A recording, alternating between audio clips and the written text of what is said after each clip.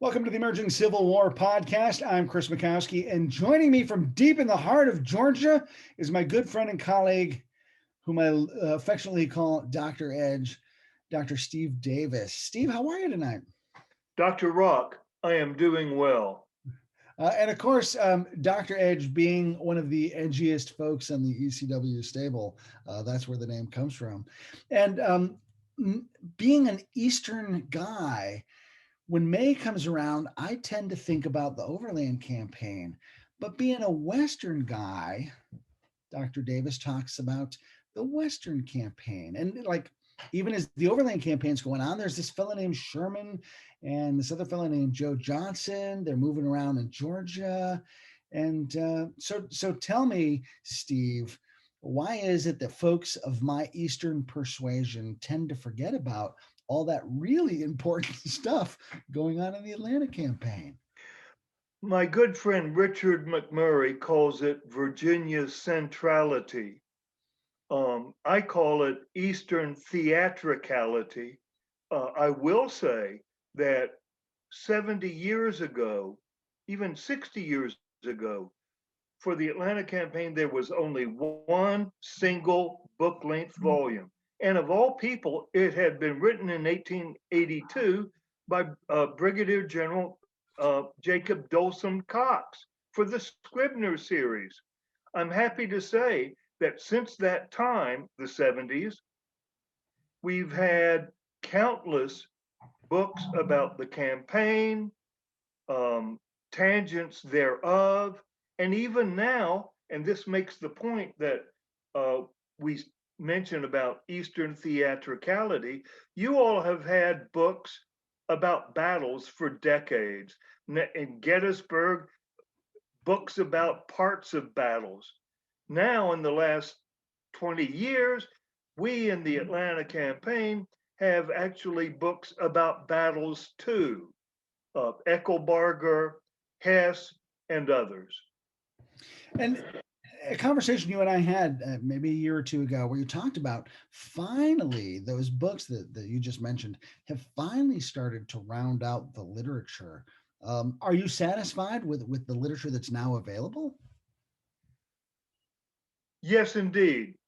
Remember that when I was making my bones as a history guy for the Atlanta campaign, we were reading Tom Conley, Autumn of Glory, 1970. But since that time, the literature is so replete. We've got, especially Castell from 92. I still consider his book the best one of the lot.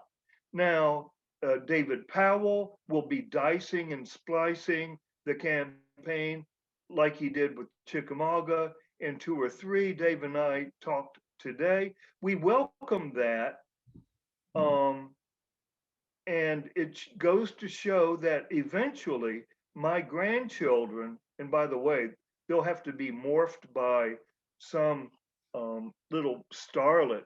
My children consider the beginning of history as starting with Luke Skywalker. So I have failed to impart to them the Civil War bug. But in 60 years, my grandchildren will be able to pull from a shelf as replete virtually as yours is for the Overland campaign, or such is my hope. I'm still chuckling over a long time ago in a galaxy far, far away. Pardon me? I'm still chuckling over in a galaxy long, long ago in a galaxy far, Yeah. far My away. my son's history concept begins with Luke Skywalker. So the Atlanta campaign has huge, huge implications for the outcome of the war, and I would argue, after having spent many hours conversing with you, with my friend Jim Ogden up at Chickamauga, with Lee White, really the war's won in the West, not here in the East, and the Atlanta campaign is really the pivotal piece of that puzzle. Um, is that an overstatement, or do you think that that's pretty true?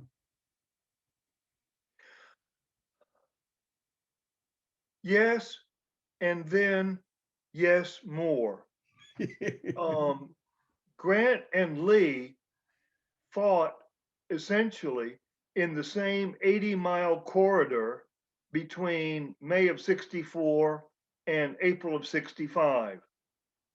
During that time, Sherman had covered 5 times more territory, not to mention the fact that while the war raged between Washington and Richmond, 100 miles distant, during that time, 4 rebel capitals had been captured, 3 or 4 states virtually overrun, and the Mississippi conquered. So I will say to you that the Atlanta campaign was the coffin nail for the Confederacy, as Casssville, Indecision in the West, and McMurray, Atlanta 1864, Last Chance for the Confederacy, have argued. But in the Western theater, and Richard made this point in his the Fourth Battle of Winchester paradigm. He made that point that the war had been won in the West long before Grant and Lee grappled at Petersburg.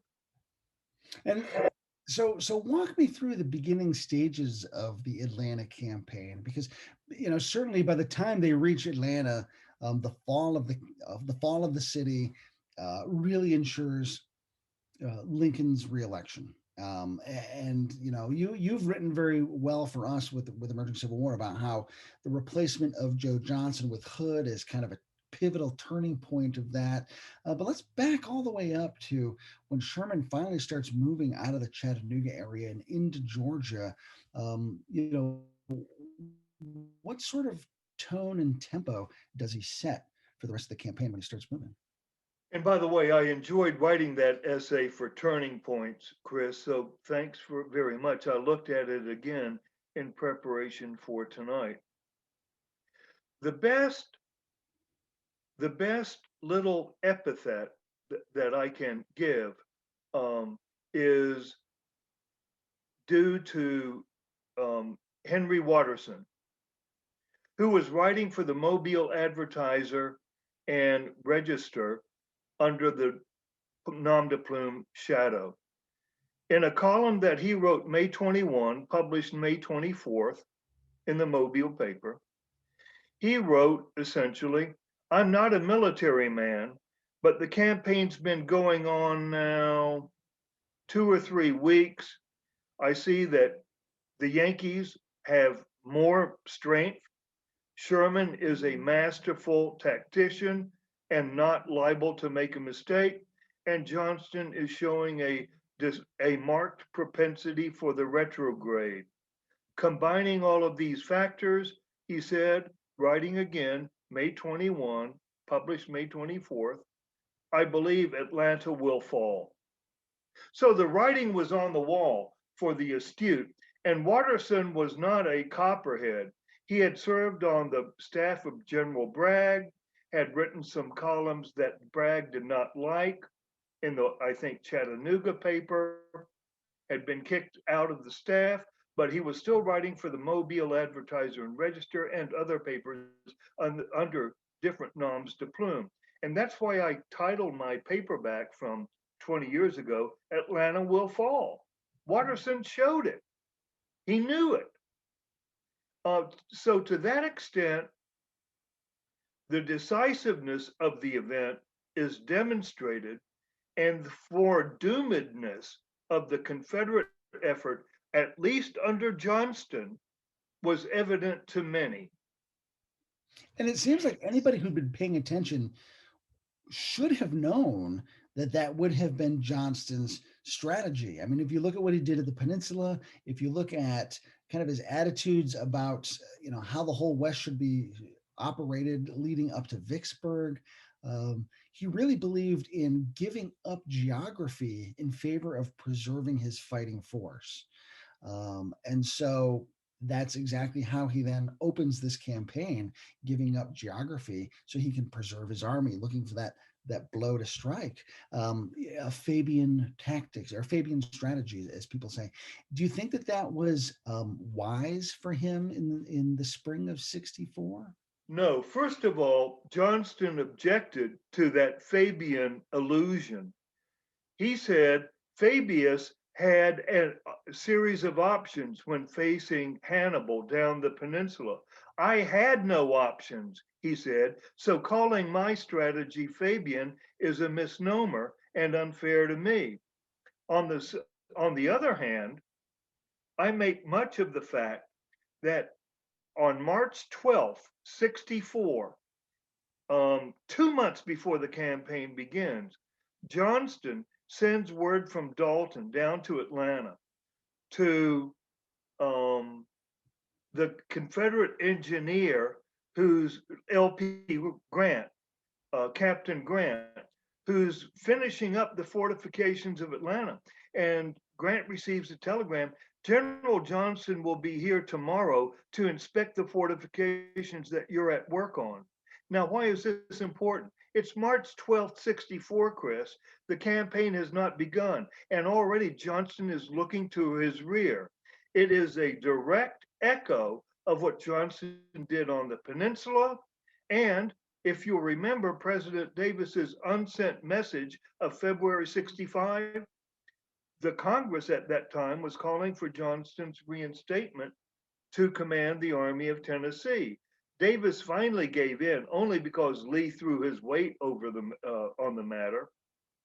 But Davis had composed a long message that's in the OR. Why he, during the course of the war, hated Joe Johnston, or at least criticized his approach to the war.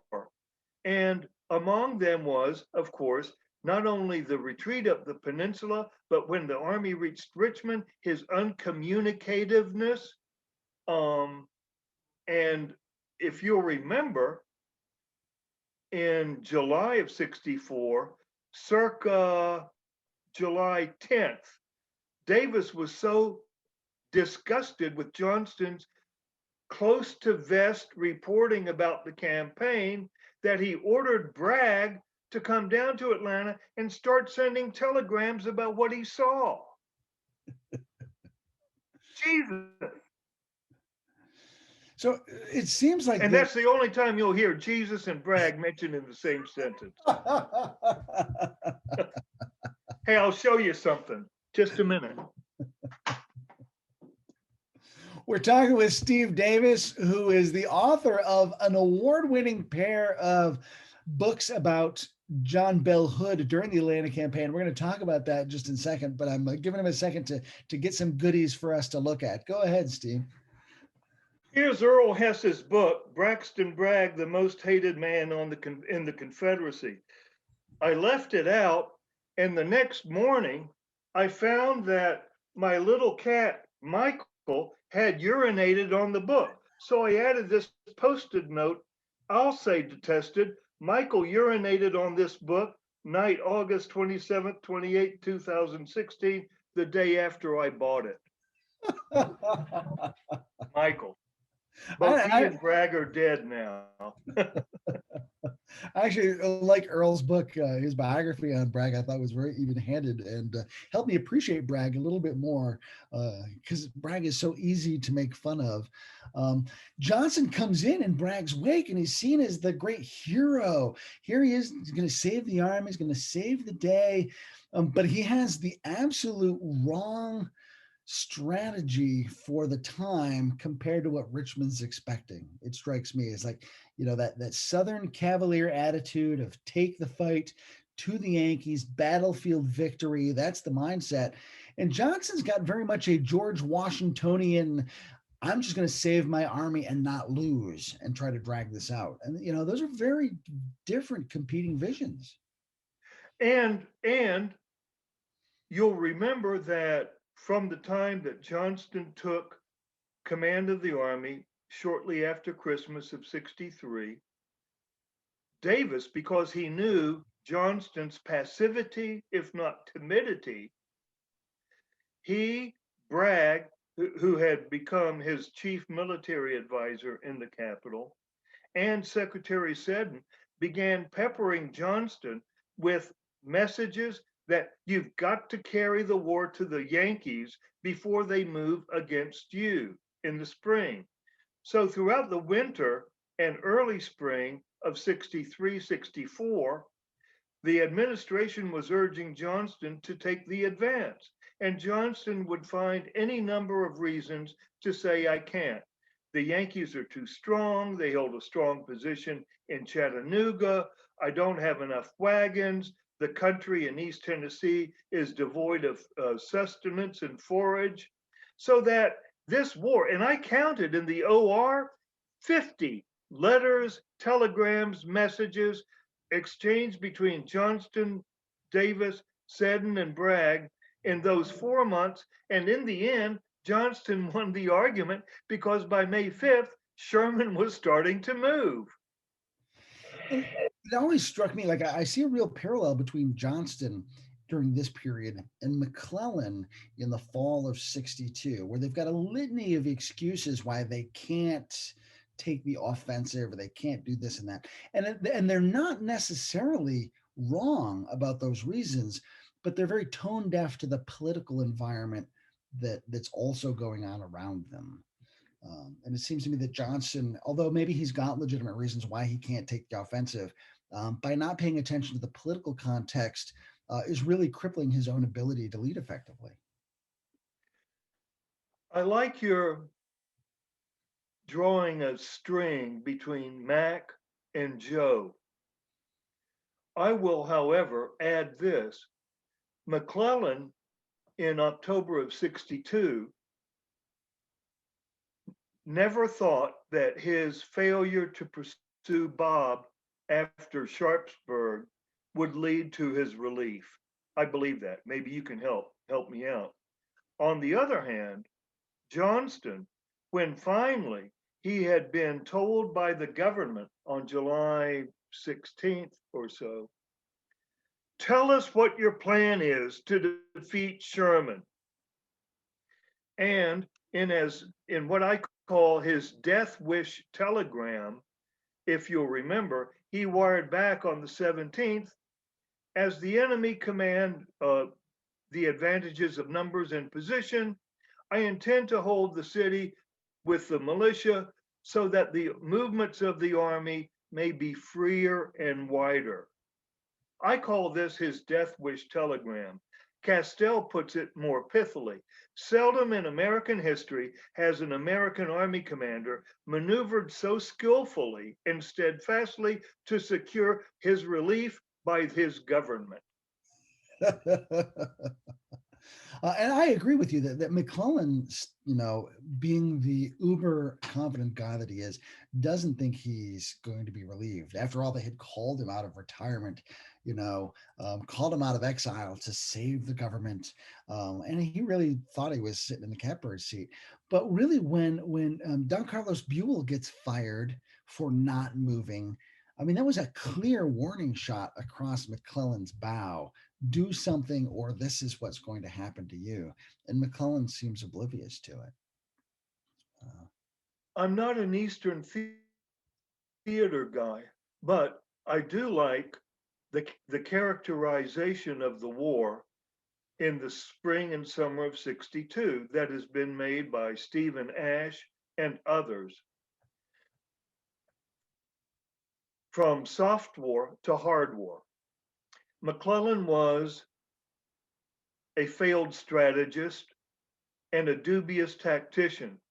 But when Lincoln and most of all the radicals in Congress were changing in June and especially July of 62 toward a war that would be soft on the rebels and respectful of their slave property to a hard war that would punish the rebels and take their slave property, McClellan had been already deemed a flagstaff for the former. So not only was he relieved because of Sharpsburg, the Peninsula Campaign, but like Buell, who was eventually swept out, Buell was a soft war guy too. They all were swept out when the radicals had their joint committee and Lincoln was won over to, this war has become a revolution and we've got to prosecute it as such.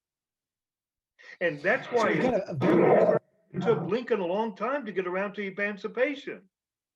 It did. I mean, he's a long time coming along. He, by July, he's really thinking that emancipation's got to happen, and he needs that military victory so that it doesn't look like a last Well, squeal. the best anecdote I have is in July, if you remember, he's already starting to think because of the confiscation acts.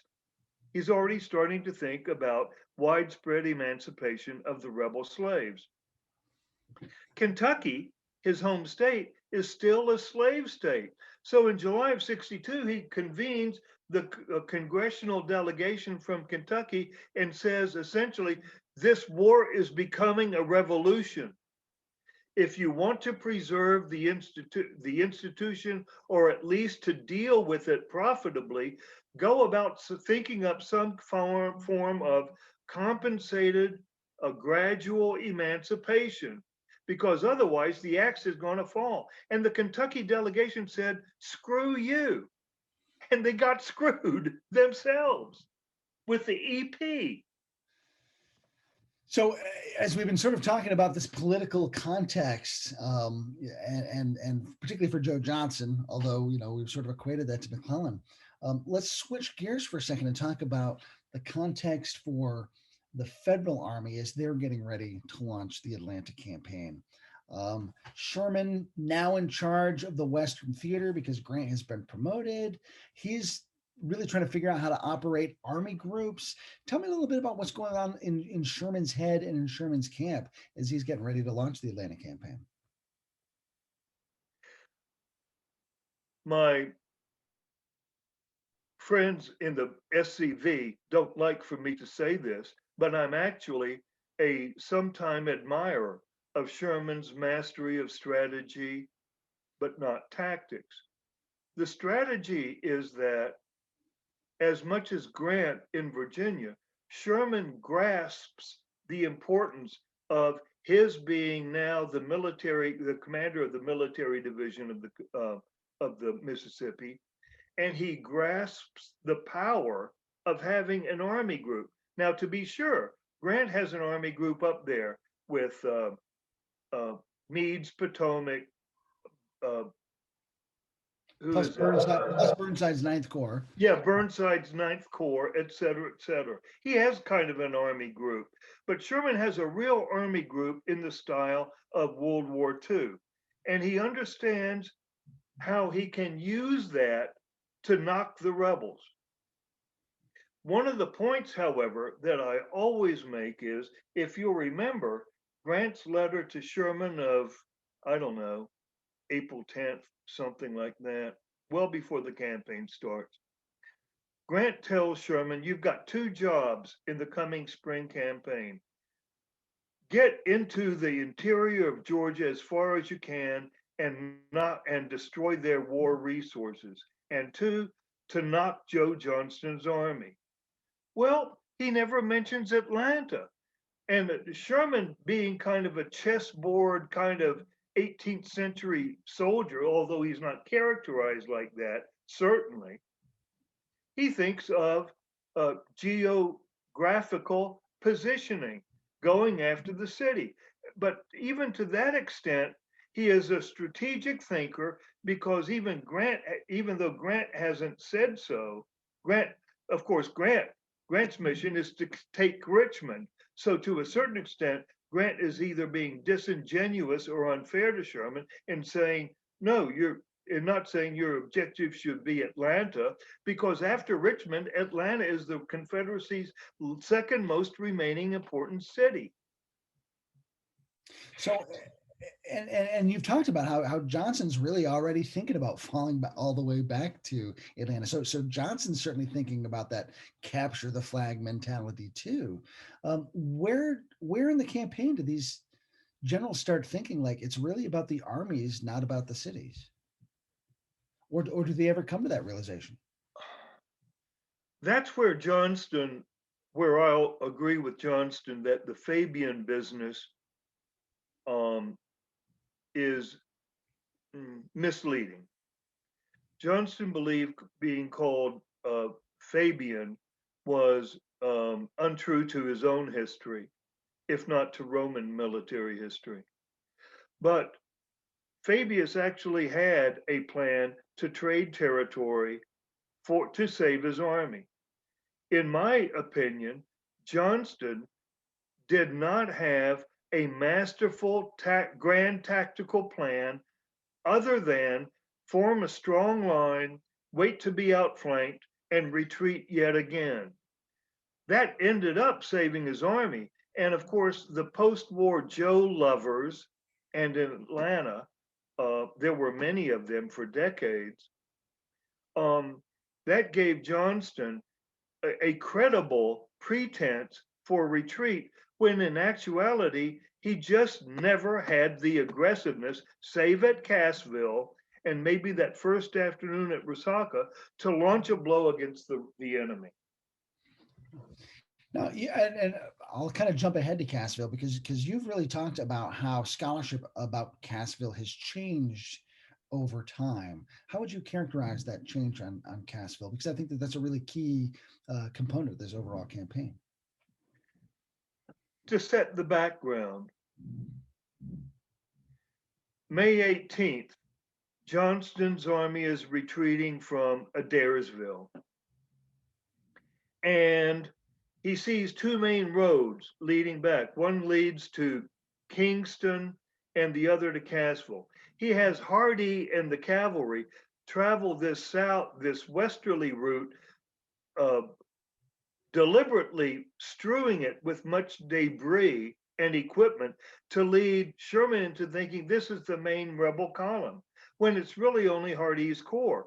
Polk's and Hood's corps are taking the direct route back to Casssville, and Sherman takes the bait. He has most of his infantry following Hardee and only a couple of corps following Polk and Hood. So for the morning of May 19th, Johnston plans for Hood to go out and strike the Yankees in the flank. Unfortunately, Hood is marching out, getting in his battle-ready positions, when a division, maybe two, according to Castell, McCook's and Stoneman's divisions, come riding in on his flank. Hood now is about to be flanked instead of him flanking Hooker and Schofield, so he calls off the attack and has to send word back to headquarters. This was going to be Johnston's first frontal attack in 2 weeks since the start of the campaign. The night before, he had drawn up a very bellicose war order that he had read to the troops that morning, and everyone was cheering. So when the attack was canceled and Hood and Johnston had to eventually retreat from Casssville that night, the troops were thrown into further spirits of despond. And I've tried to kind of keep us chronologically intact, but one of the things that for me is boggling about the Atlanta campaign, and you handle this so adroitly, is because of the routes of Johnson's retreat and Sherman's advance, and it's like several snakes moving across the landscape simultaneously as Johnston puts up defenses and Sherman's looking for ways around them. And so I get myself tangled up in this all the time, and you always do such a masterful job of keeping track of all this. Let me back up to Thank you for that. Yeah. And I'll recommend your two emerging Civil War books, A Long and Bloody Task and All the Fighting They Want, which you and Ted gave me great opportunity to deliver a nice narrative. Thank you again. Oh yeah, they're wonderful. So when Sherman, I want to back up to a point we talked about a second ago, where Sherman's got these army groups. Does he understand how to use army groups when he first starts off? And I'm kind of thinking about the activity around Snake Creek Gap and Rocky Face Ridge and Thomas and McPherson, and Sherman's got all of this to navigate, and it seems like maybe there's a learning curve involved. I think there is, and Chris, very good point.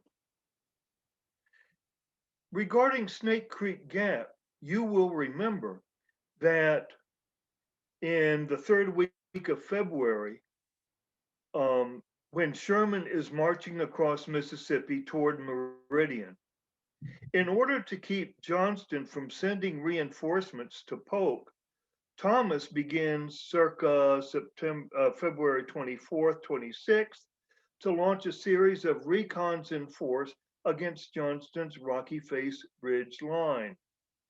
Along the way, they discovered Dug Gap at the southern edge of the line, and Thomas begins to think, whoa, maybe there are further gaps to the south, and 12 miles south of Dalton, he comes up with Snake Creek Gap.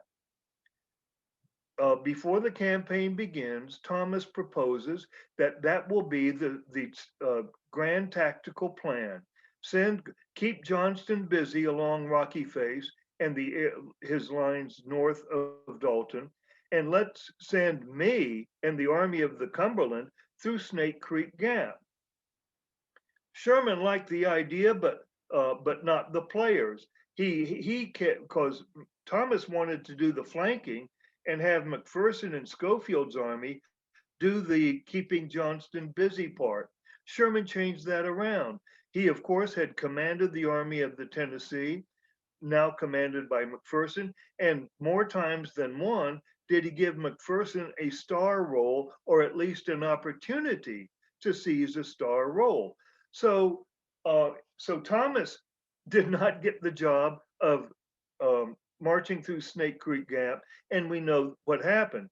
McPherson got through Snake Creek Gap, beat back the rebels, but without cavalry began to fear that he himself was going to be attacked or flanked, and withdrew before he cut the railroad or even came close to threatening it. As Sherman said a couple of days later, Mac, you have missed the opportunity of a lifetime. The question is, would Thomas have done something better if Sherman had given him the plan? And here's Sherman's myopia. He liked to give the key jobs to Mac when Pap Thomas deserved, I think, a chance. Whether Thomas would have acted more aggressively than Mac is a question, but we rest on his role as the Rock of Chickamauga and seem to think, yes, he would have had a more aggressive spirit that day in May. But a point that my friend John Scales has made in a book that came out a few years ago, let's also remember McPherson has just been appointed to Army commander. This is his first campaign as Army commander. So was he a little loose in the knees? Sure. Pap Thomas, however, wasn't. So whatever you might say about Pap at Snake Creek Gap, you can also say Pap had a lot more experience as an Army commander than Mac McPherson did in mid-May. And it seems to me that Thomas is always the victim of Grant's Cool Kids Club, where Grant really favored Sherman over Thomas when he was in charge. And then when Grant goes east and Sherman isn't promoted, then Sherman is still sticking with the Cool Kids Club and favoring McPherson over Thomas. And that kind of culture of favoritism really works to the disadvantage of the Federals as this campaign unfolds. Yeah.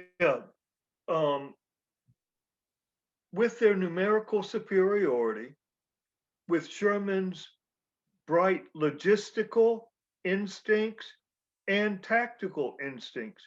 Remember, he was not going to waste his superior strength in the kinds of bloody head-on assaults that you in Virginia will be commemorating tomorrow, June 3, at Cold Harbor.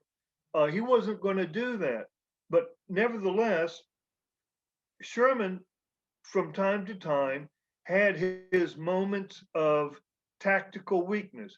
One of the points that I like to make, and I think I'm both Civil War Times and America's Civil War have asked me to write about the battles in the first part of the campaign, Pickett's Mill and New Hope Church.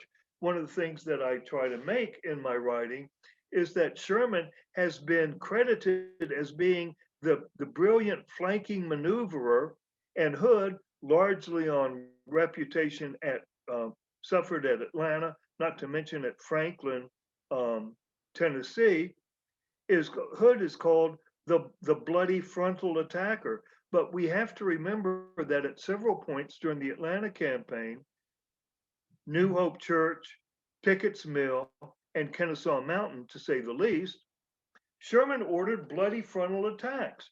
And if you remember, a few days after Kennesaw Mountain, he writes to Ellen, I begin to think of the death and mangling of a few thousand men as kind of a morning dash. As both I and Sam Hood have written, if Sam Hood had written that home to, let's say, Sally, to Buck Preston, he would be excoriated in the literature. But Sherman has been given a pass in ways that Lloyd Lewis began to leave. For example, it was Lewis who, in his 1929 biography, said only, "Oh, Sherman only attacked frontally one time at Kennesaw Mountain." That's bull hockey, Chris. But I think because Sherman gets plenty of excoriation for the march to the sea, things like Kennesaw Mountain are just sort of like, yeah, that's just one more thing. He's got his own monkey to carry and in memory because of that march through Georgia. So we haven't talked about Rasaka. Let's back up a second. Talk a little bit about Rasaka. How important is that in the early phases of the campaign? You know what? I did, let me see if I can find it.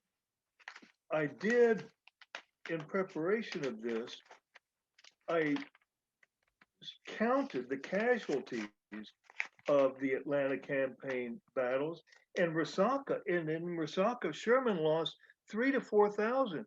And so Rasaka ranks as some of Sherman's heaviest battlefield casualties. It was a 2-day fight, admittedly. Why is Rasaka important? For at least a couple of reasons. First of all, it showed that Joe Johnston would fight, and that his grand tactical view, take a strong defensive position and hope the Yankees attack me like Burnside did Lee at Fredericksburg, that Johnston's grand tactical approach may bear some fruit. On the other hand, the fact that Sherman is able to flank Johnston's line, sending Tom Sweeney around the rebel left, crossing the Oostanala, and forcing Johnston's retreat on the night of May 16th. It also demonstrates the success of Sherman's grand tactical approach. And another thing about Sherman, and my SCV friends don't like to hear this, Sherman, as early as March 10th, had his strategic plan worked out. He wrote Grant that day, saying, I'm going to press Sherman and flank him around my right, his left. I'm going to do that throughout the campaign. But when I get to the Chattahoochee, and note when, not if, when I get to the Chattahoochee, I'm going to fake by my right and cross by my left. And sure enough, that's what he did. Circa July 5th through the 8th, he sent most of his cavalry, Stoneman, downriver, and Johnston obliged by sending most of Wheeler's horse down, and the Yankees would feign crossing attempts or reconning crossing points when it was McCook's cavalry up there that was seeking out the crossing points that they would use July 8th, 9th to get across upriver. So it's as if Sherman had his plan throughout, followed it, and Johnston fell for it, hook, line, and sinker. So as we look at these two commanders in the first part of this campaign, and we really haven't gotten into Kennesaw, which I think we'll save for a different conversation because there's a lot to unpack there. But as we look at these two generals for the first half of the campaign, how would you assess their performance? Like Henry Watterson, Sherman had proven by the first 3 weeks that he was the superior commander. One of the points that you and I have talked about earlier is how the literature has changed in the last 50 to 70 years about Joe Johnston. when I was growing up, I'm older than you. When I was growing up in the Centennial, Joe Johnston owned this town, and the shoguns of the Atlanta Civil War Roundtable, for example, would have been all pro Joe. Connolly helped shape that in 1970. McMurray's biography of Hood in 1982, certainly Castell in 92. I might say that some of my own more recent works have tried to shake the academic hold that Joe Johnston has had in the literature. As a result, today, 70 years ago, Davis and the administration were castigated by many Southern historians as having committed one of the war's great blunders in not keeping Johnston on. And they kept repeating a mantra that had Davis kept Johnston on, he could have miraculously saved Atlanta through the November campaign, and Lincoln would not have been elected. As McMurray has pointed out, and I quote this in the appendix of one of my paperbacks for you, McMurray has pointed out that these idolaters of Johnston are like Middle Eastern religious fanatics in their repetition and their fervency in singing this song and hailing Johnston's praise. But nowadays, it's different. Steve Woodworth, for example, in Jefferson Davis and His Generals, say Davis's mistake was not firing Johnston, but not firing him after he had given up not only the Oostenaula, but the Etowah. And ultimately, the Chattahoochee was the third river barrier that he also gave up. Jack Davis has made the same point in an essay. Davis's mistake was not firing Johnston. He goes even further than Woodward, but his mistake was even appointing him in the first place to command the Army of Tennessee. That's Jack.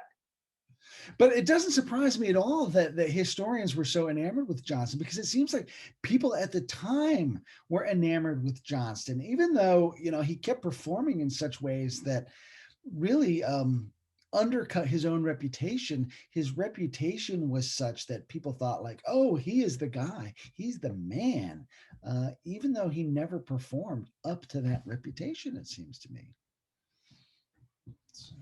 This is a Civil War conversation and not a political one, but I have to say that even more than Donald Trump managed his own media personality, Joe Johnston did the same thing.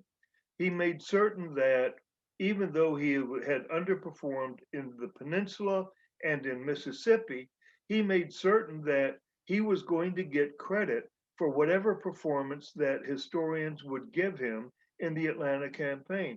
Hence his what I call the death wish telegram. He could always say, I was relieved before I launched my intended battle at Peachtree Creek. And historians are still arguing. What? Where's the contemporary evidence that Johnston had drawn up battle plans? I think of when Johnston gets sent to Vicksburg and he immediately starts drafting orders in a way that's immediately going to shift blame to Pemberton. So no matter what happens, Johnston will be able to say that wasn't his fault. And he's planning for defeat before he's even preparing for victory. And I get that impression that he's doing the same thing to Atlanta, where he's really trying to look out, the cover your own ass sort of syndrome going on there. Well said. Yeah. So we're going to get into John Bell Hood. We're going to continue this conversation in another episode. We haven't even really unpacked Johnston's tenure, and so we haven't even gotten to John Bell Hood yet. But before we wrap things up, I want to just talk briefly about your John Bell Hood scholarship, which has won some tremendous accolades lately. And so what we've talked about today sort of lays the foundation for Hood's ascension to command. Let me congratulate you on your Fletcher Award, your Freeman Award, just some great stuff. Tell us a little bit about some of the recognition your Hood scholarship has received lately. Thanks very much. I've been studying the war since the 4th grade. And somewhere along the way after that, I began thinking to myself, you know what? I may have different day jobs, but my true passion will be the war. And when I began thinking, oh, and by the way, I still have the college term paper that I wrote for Bell Wiley, he red inked it throughout. Steve, good scholarship, but your main deficiency is your writing. Well, I've always kept that and look at it, and I've worked at my writing style. So to have received from the New York Roundtable the Fletcher Pratt Award, from the Military Order of the Stars and Bars, the Douglas Southall Freeman Award, and the Atlanta Civil War Roundtable's Richard Barksdale Harwell Award. These things really matter to me. But most of all, I'm grateful that there's still in the Western theater, and we touched on this at the very beginning of this conversation. In the Western theater, there's still so much room to create a narrative that can be viewed as new, productive, and perhaps even innovative in certain ways. We're finding new stuff. I will give you one brief example before we sign off. When Sam Hood found the lost papers a few years ago in Mr. Thomas's attic in Philadelphia, there's a reference, there's a letter from Leonidas Polk's widow in early 74. General Hood, thank you for sending me copies of your articles in the Times. What?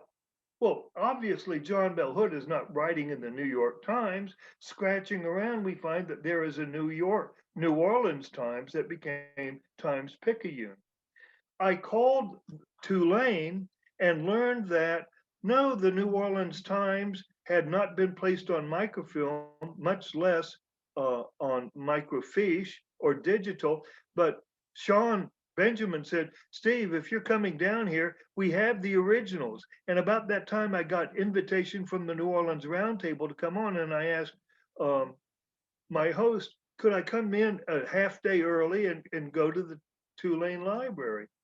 And sure enough, seeing these pristine original copies of the New Orleans Times in early May of 74, I find that John Bell Hood has composed articles as a riposte to Johnston's memoir, which had just begun to hit the bookshelves.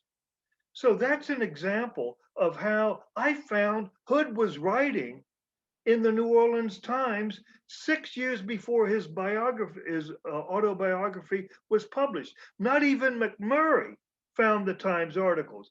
And I quipped with my friend Sam Hood, who said, Hood's chapters 6 through 10 read like they are um, a treatise.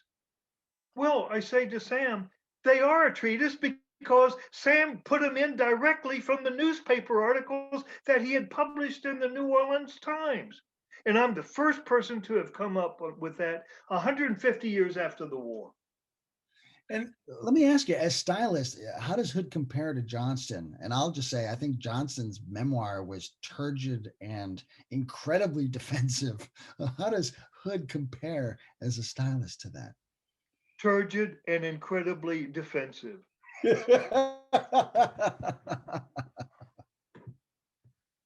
So the books, so folks can take a look at them because they're fantastic work. Texas Brigadier to the Fall of Atlanta, John Bell Hood, and Into Tennessee and Failure, John Bell Hood, both available through Mercer University Press. And Steve, congratulations on your awards. Chris, thank you very much for that. So we're going to continue this conversation in a future podcast where we're going to shift gears from Johnston to Hood and talk about that phase of the Atlanta campaign here as the summer continues. But Steve, as folks look back on the early phases of the Atlanta campaign, any last final bits of advice or wisdom you would give folks as they want to try to explore this phase of this very important campaign? Don't stop reading. That is like the best advice I've heard about anything ever. Don't stop reading.